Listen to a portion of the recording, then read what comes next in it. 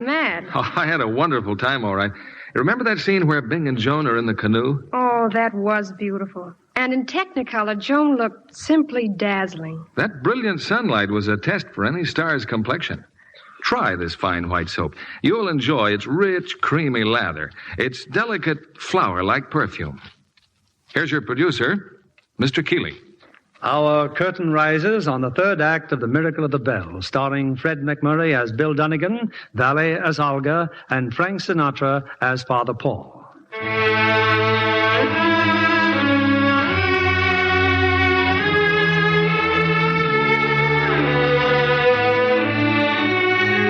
Marcus Harris, the producer, has decided to remake Joan of Arc, and Bill Dunnigan's frantic efforts to bring Olga before the world have failed.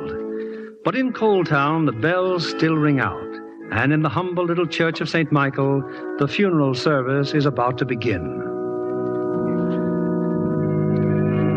Never before has the church been so crowded, and outside, great throngs struggle to get in. Then, suddenly, within the church, a strange sound is heard, a rumble almost like a distant earthquake. Transfixed, the people stare before them, for the holy statues around the altar are moving. The statue of St. Michael, the statue of Mary are turning, until now they face the coffin of Olga Treskovna. They're moving. The statues, look at them, they're moving. The statues are turning. They're turning toward her. They're looking at her coffin. It's a miracle. A miracle. They're looking at her coffin. They're looking. Excuse me. Excuse me, please. You're the sexton, aren't you? Where is he? Where's Father Paul? He went down there, Mr. Dunnigan, down to the basement. Father Paul. Father Paul. I'm here, Bill. Father Paul, I saw it. I was in the back of the church when it happened. I saw the statues turn. Yes, I know, Bill. That's why I came down here. Look, Father Paul, I started this thing. I started the bells ringing as a gag to get them to release Olga's picture. But I didn't do that upstairs, so help me, I had nothing to do with it. I know, Bill, I know. The statues turned by themselves. They turned and looked at Olga. Look, Bill, look at this post. You see, the ground is broken around this post. What? The ground, Bill, it's broken, and all the way across to the base of the other post. The statues are directly above these posts, and the posts support the statues, Bill. Are you trying to knock out the miracle? There wasn't any miracle. You see, there are a lot of old mine shafts under here, and the earth isn't too solid. The movement of the two posts made the statues turn, Bill. That's it, huh? Yes. I rushed down here because I was worried about the flooring of the church. All those people up there, why, our floor isn't used to such crowds. What are you going to do, Father Paul? Why, I'm going to tell them the truth. You know the truth? Yes, Bill. Father, wait. I must tell them, Bill. It's my duty. It's your duty to take the light out of their faces, is it, Father? I saw them when it happened. I saw those poor, bitter faces shining as if someone had turned a light on inside them. And I heard them praying and giving thanks. And now you're going up and tell them it was nothing but a couple of basement pillars and a piece of broken ground. Bill, you don't seem to understand. Look, Father, I'm not thinking of putting over a movie now. Whoever turned those statues wasn't trying to sell a picture for Marcus Harris. I tell you, Father, God was trying to say, life's all right. It's not as bad as it seems. And I'm up here watching and trying to help. And even if he didn't say it, Father, can't you see it's in their hearts now? It'll go out all over the world. And if God doesn't speak like that out of heaven, he'll be speaking out of people's hearts. And what's the difference where he speaks from? Your job isn't to hide his word, is it?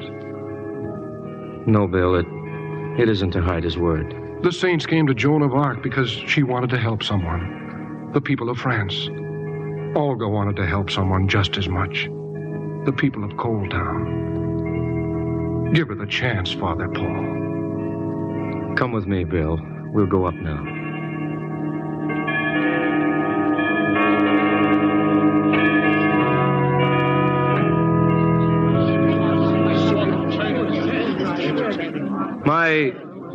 My dear friends, something strange and wonderful has happened. The faces of the Blessed Virgin and St. Michael have have turned to look on one who lies among us in a coffin. I will not speak of what has made the statues turn.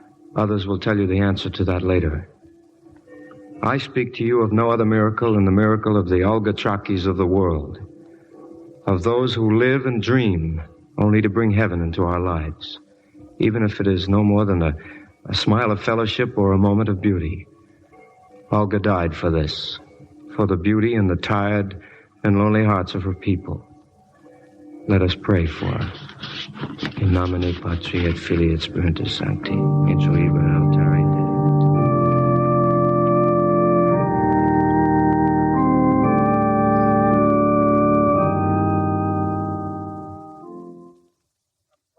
On you, Mr. Harris, but something tremendous has happened. There's a mob of newspaper reporters out there, and they want you to... What's happened? What are you talking about? The miracle, Mr. Harris. What miracle? In Coal Town, a miracle has happened to Olga Treskovna. I won't hear such bunk. It's sacrilegious. And if Dunnigan thinks It isn't Dunnigan. Two huge statues at the altar turned to look at Olga in her coffin. What do you mean it isn't Dunnigan? Do you think for one moment the Almighty is interested in selling my movies? And you believe it? The whole country believes it, Mr. Harris. This time Dunnigan's gone a little too far. When a press agent starts fooling the people about religion, I'm through with him. But the statues turned, Marcus. Hundreds of people saw them turn. Then he paid somebody to have them turned. Don't you believe in miracles, Marcus? You just made a picture about one. Joan of Arc. Yes, I believe in miracles. I was brought up to believe in God and in miracles. But I won't stand for press agent miracles. Reporters, huh? Fine. I'll tell them Bill Dunnigan's the biggest faker in America. I've turned on your radio, Mr. Harris. Can you listen in for just a moment? They're talking about it on the radio. Turn it up, Eddie. All right, Marcus. Listen. Here will be that of the distinguished correspondent Lawrence Hunter here in Coal Town to report on this amazing happening. The whole country is asking, did a miracle happen in Coal Town? But here, nobody asked that question. Every man, woman, and child believes that the grace of God has touched them. To them, a miracle has happened. Something so wondrous that it has torn the bitterness and the doubts from the hearts of the people and brought them back to God. Whether this is a miracle or not is up to the church authorities to decide. But I do know this. When Olga Treskovna was brought home, a wonderful thing happened. And everyone here is convinced that somehow divine providence is blessing Coal Town and the people in it.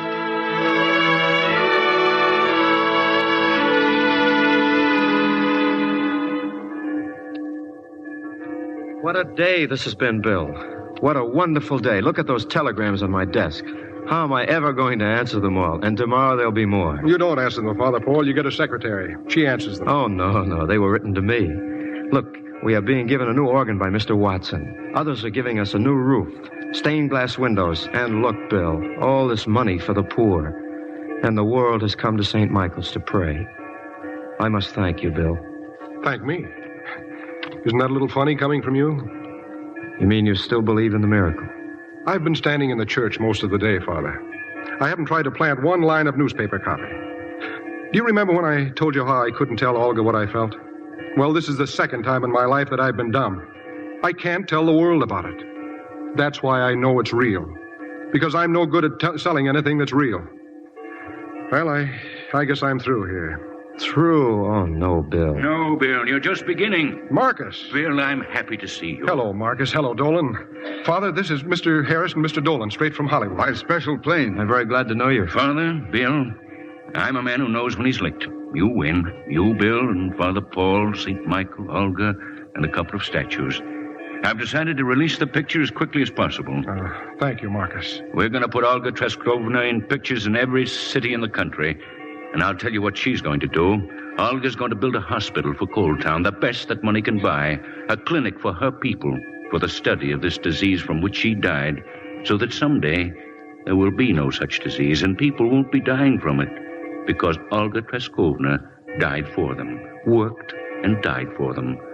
This is a great thing you're doing, Mr. Harris. It's beyond anything any of us has dreamed. Maybe. I don't know how all this started, but in my religion, when something happens that makes the world a little better than it was before, we know that God has had something to do with it, and we don't ask questions.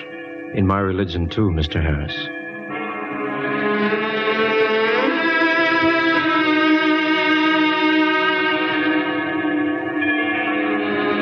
And Bill, time they hear me, they'll know it's their own heart speaking.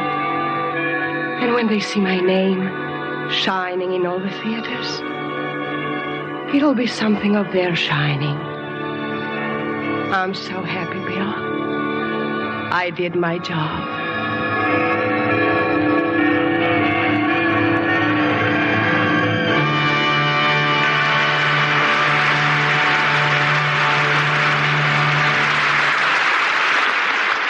I can't imagine a better Memorial Day tribute to our audience than The Miracle of the Bells.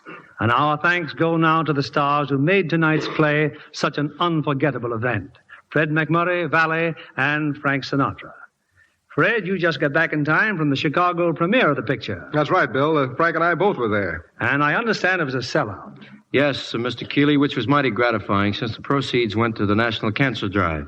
And where were you, Valley, during all this? Working at the studio, but I wish I could have been there. Well, at least we had you for the radio premiere. And it's a great pleasure having you back so soon again on Lux. Well, it's a pleasure for me, Mr. Keeley. I love radio. And I'd say radio loves you, and so do I. Tell us, Lita, you've been in this country such a short time. How did you learn to speak English so well?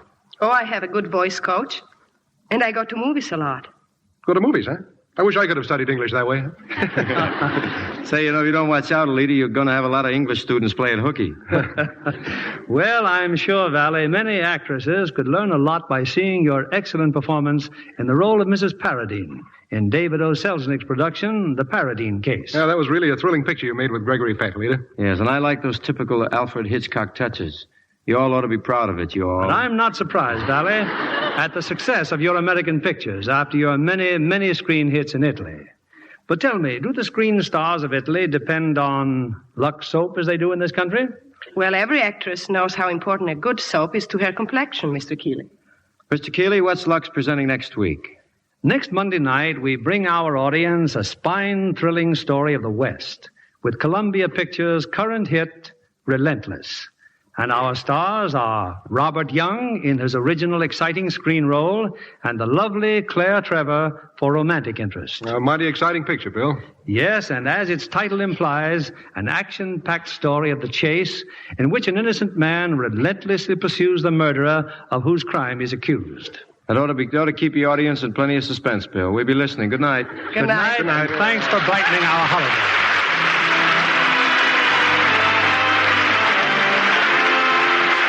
Lever Brothers Company, the makers of Lux Toilet Soap, join me in inviting you to be with us again next Monday evening when the Lux Radio Theatre presents Robert Young and Claire Trevor in Relentless. This is William Keeley saying good night to you from Hollywood.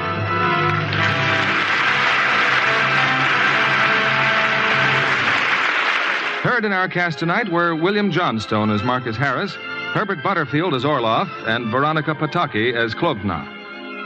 Our music was directed by Louis Silvers. And this is your announcer, John Milton Kennedy, reminding you to join us again next Monday night to hear Relentless with Robert Young and Claire Trevor. Stay tuned for My Friend Irma, which follows immediately over most of these stations. This is CBS, the Columbia Broadcasting System. And that's the Lux Radio Theater from May 31st, 1948. Miracle of the Bells with Fred McMurray, Frank Sinatra, and Valley. Hour-long broadcast that was sponsored by Lux Toilet Soap and Lux Radio Theater, probably the most extravagant, most expensive radio show in the history of the golden age of radio. And hour-long broadcasts, they took the best movies and recreated them on radio. Just a tremendous, tremendous production. We have a great poster for that posted on our Facebook page. That's in color. right. Check it That's out right. With the 3 stars on there. Go to WGN Radio Theater Facebook page. It's really neat. Yeah, the fun fact, because before casting Frank Sinatra in the role of Father Paul in this, they sought the producers sought the approval from the Catholic Church. They wanted to make sure that the Catholic Church was okay with Frank Sinatra. Right, and they had no objections, according to the church. And so they cast him, And he did a great job, did an absolutely great job. You know, there were other actors that were considered for